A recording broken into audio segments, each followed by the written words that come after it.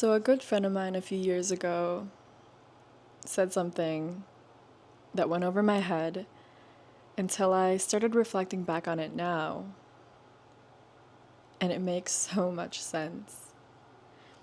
So, this friend and I would bike around town. Sometimes I'd bring my little sister Bella, and we just bike around.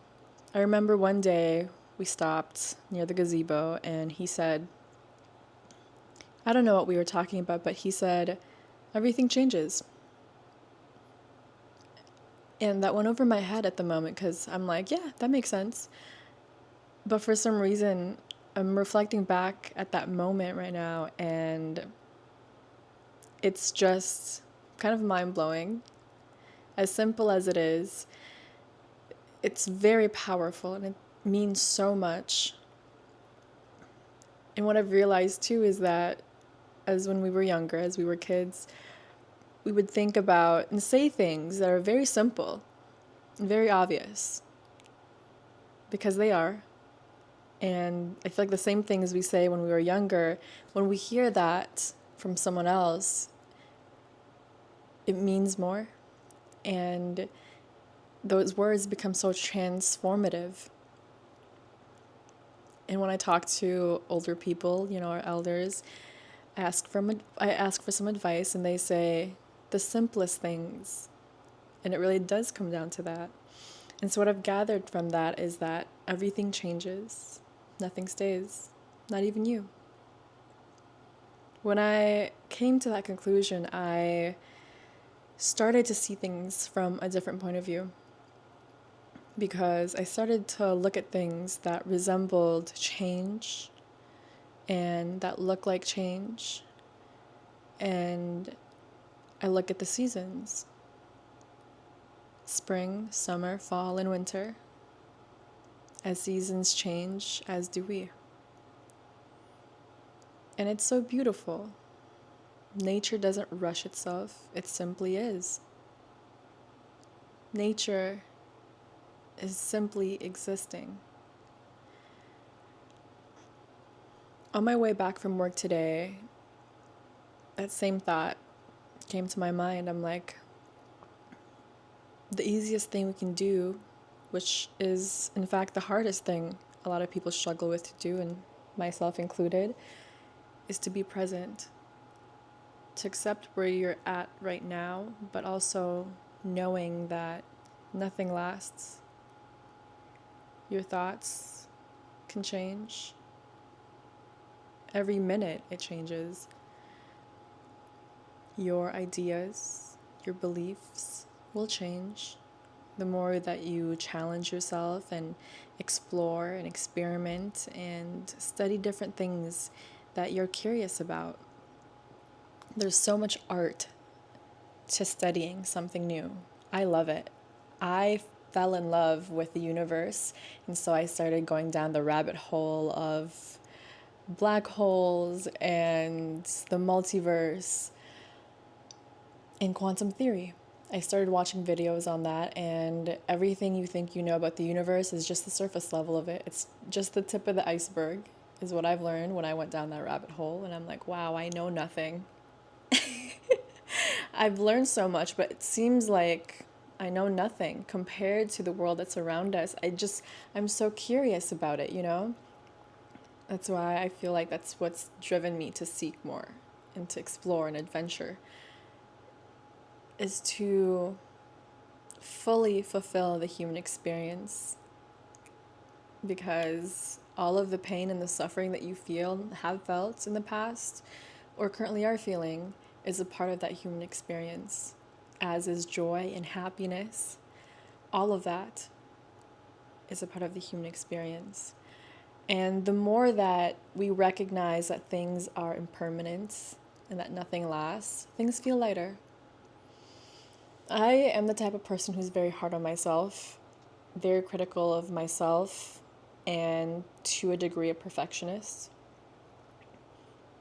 And let me tell you, this is probably the fourth take for this episode, just because I kept messing up and I just kept blanking. And, this is the final cut. And even though it's not perfect, it's okay because I've got other shit to do. Like, I gotta go make a meal, I gotta shower, I gotta make dinner. I have so many things to do that this is my last take. And so, yes, adding on, nothing that we do is perfect. Nature is a great example of that. We're perfectly imperfect, and that there's no one else like us out there. And that's the beauty of our existence. Excuse if you can hear the dog. That dog is a little loud. But yes, I think there's so much beauty in change. There's so much beauty in you. And we look at ourselves every day in the mirror. It seems like I myself included am very guilty of looking at myself in the mirror every morning before I go to work, which is, something I do. It's a daily ritual where I'm looking at myself, getting ready, putting makeup on. But it's ourselves who are so critical of every move we make that we simply need to zoom out. This is a reminder to myself, because I listen to these recordings too, is to zoom out and recognize where you're at. Even if you're not where you want to be, you're still here. And you're challenging yourself every day by choosing to keep going. And that is enough. I didn't believe it for the longest time, but I'm learning to accept that my existence is enough and that my presence has purpose. Me being here is a story that I'm going to tell my children one day of where I'm currently at and, how I came to be their mom, the life I lived in my 20s and things like that. We're ever changing, ever evolving. And that's the beauty in every story, in your story. And as a writer, I love how my writing has evolved over the years. Most of my work derived from a lot of pain and trauma. And now that I am in a different state of mind, shifting my perspectives and recognizing that impermanence is right there. Impermanence is something that is beautiful because, like I mentioned earlier, our thoughts, our feelings, our emotions, they're all temporary. And so now I feel like most of my writing is derived from a place of joy, a place of awareness, a place of presence, a place of appreciation and gratitude. I'm writing from a different state of mind because over time I've changed into somebody new. The person you were 10 years ago is not who you are now. The person who you were 10 minutes ago is not who the person is right now, standing in front of me, or, just myself, because I'm talking to myself at the moment. But I really, really love the idea of letting go. When I first read a book about letting go and the importance of it, it kind of stuck with me. So I printed a little sheet of paper with a picture and it said something about letting go. And I just kept it above my car. My very first car was a Ford Explorer. And I just put it right above my my mirror. And that was just a reminder. And to me at the time, I didn't really fully know what that meant, but I knew that that was important. And as I'm growing, I'm starting to recognize the importance of letting go, letting our thoughts go. It's not necessarily just physical things that you have to let go. It's your thoughts. It's clearing your mind of things that you can't control. I think that's the biggest lesson I've learned, is learning to let those negative thoughts, those self-doubt thoughts go, because I need to create room for creativity. I need to create room for patience. I need to create room for my projects and ideas for it, because if we're so attached to a thought or attached to a situation, attached to a feeling or the way someone made us feel, it's cluttering our mind. You know, just like, look at this. Let me just show you guys a good example too, because I'm a big believer of visually teaching people so they can get a better understanding. And if you're not on YouTube, you should be. But if you're on Spotify, you guys can see this too. My couch where I'm sitting and recording is a great example of somebody's mind, or my mind could be. And so I prefer to have a clear mind. And, you know, as humans are, we're imperfect. My mind this morning was really cluttered because I had a lot just circulating in my mind, which isn't a really good day, or not a really great time of the day to start, you know, having a cluttered mind. And so I started to meditate. I meditated for maybe 10 minutes.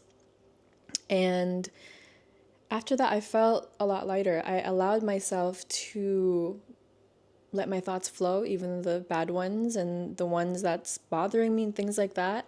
I just allowed it to sit with me, you know? And that's the biggest thing people have a hard time with, is sitting with their thoughts. And if you're able to let your thoughts go that are in a way self-harming you or just are negative, that's powerful. But what I'm trying to say is this couch is a great example of someone's mind. Your mind's cluttered. And just like this couch right here, it's cluttered with clothes that I should really put away. But I haven't yet. So that's a task for me to do, probably after I'm done recording. And so just like this couch, I feel like a lot of people put clothes, put blankets and other things on their couch. And that is just like our thoughts, our negative thoughts. We keep in our couch, keep on our mind. And if we start to clean it up and let things go and put them in their place, or put the clothes back in their place, you have more room to expand, to lay down, get comfortable, or, you know, just, there's a pull-out couch too, so I'll have more room to expand.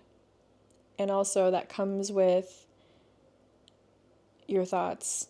And if you're able to let that go, the ones that aren't serving you, then you gotta let that shit go. Because what I've realized when I interview people in their 30s, I've heard something that's very similar in all of their answers that's been repetitive, which was, as they got older, they started to not give a fuck. And so I'm like, okay, love. I love the sense of liberation they feel after not caring about what people think anymore. You know, it really is liberating. And so I'm starting to do that as well, and just allowing myself to be as I am. The right people will find me. And so, yes, I hope you guys enjoyed this little episode. I feel like I have so much to say, but not enough time in my day to do a long episode for that. But I might make a part 2. We shall see. But I hope you enjoy this episode, and I love and appreciate you for listening to me and staying tuned. And thank you for being as you are. Your presence has purpose. Salamat. I'll see you in the next episode real soon. Mwah. Ciao.